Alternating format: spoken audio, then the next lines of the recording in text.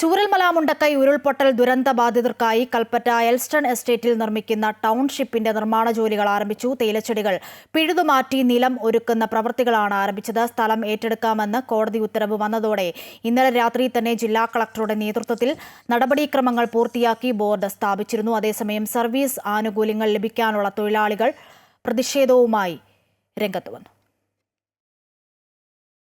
കോടതി നിർദ്ദേശപ്രകാരം 17 കോടി രൂപ കൂടി കെട്ടിവച്ചതിന് പിന്നാലെ ജില്ലാ കളക്ടറുടെ നേതൃത്വത്തിൽ ഭൂമി ഏറ്റെടുക്കൽ നടപടികൾ പൂർത്തീകരിച്ചിരുന്നു.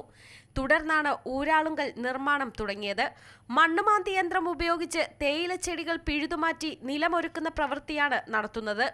വിഷുവിന് ശേഷം ചൊവ്വാഴ്ച മുതൽ പരമാവധി തൊഴിലാളികളെ എത്തിച്ച് എത്രയും വേഗം നിർമ്മാണം മുന്നോട്ട് കൊണ്ടുപോകാനാണ് നീക്കമെന്ന് ഊരാളുങ്കൽ അറിയിച്ചു.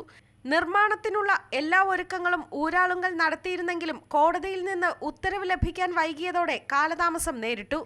അവധി ദിവസങ്ങൾ കഴിയുന്നതോടെ 400ഓളം തൊഴിലാളികളെ എത്തിച്ച് നിർമ്മാണം വേഗത്തിലാക്കുമെന്നും ഊരാളുങ്കൽ അറിയിച്ചു. അതേസമയം പ്രതിഷേധവുമായി എൽസ്റ്റൺ തൊഴിലാളികൾ രംഗത്ത് വന്നു. സർവീസ് ആനുകൂല്യങ്ങൾ ലഭിക്കാത്ത തൊഴിലാളികളാണ് പ്രതിഷേധിച്ചത്. മുതലാളി ഏൽപ്പിച്ച സീറ്റ് മുതലാളി ഞങ്ങൾക്ക് തരും വിശ്വാസമില്ല. കാരണം മുതലാളി ഞങ്ങൾ അങ്ങനെ വഞ്ചിച്ച ആൾക്കാരാണ്.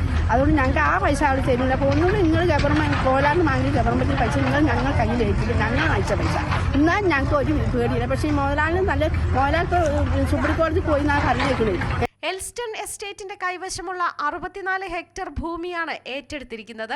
അതേസമയം നഷ്ടപരിഹാര തുക കുറഞ്ഞുപോയെന്ന് ചൂണ്ടിക്കാട്ടി തോട്ടമുടമകൾ സുപ്രീം കോടതിയെ സമീപിക്കാൻ തീരുമാനിച്ചിട്ടുണ്ട്. 549 കോടി രൂപയാണ് നിലവിൽ തോട്ടമുടമകൾ ആവശ്യപ്പെടുന്നത്.